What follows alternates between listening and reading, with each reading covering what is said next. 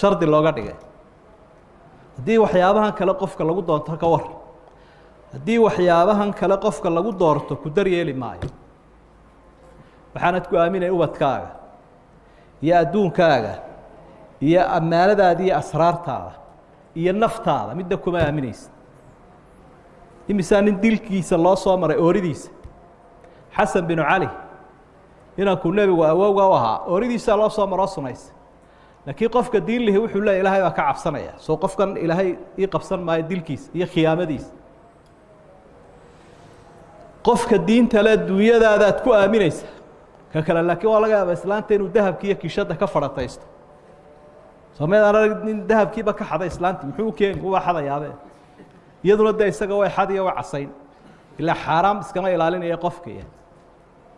naftiisa ku aamini maysido inay iyadu soo sinaysataa baa laga yaaba isaguna uu soo sinay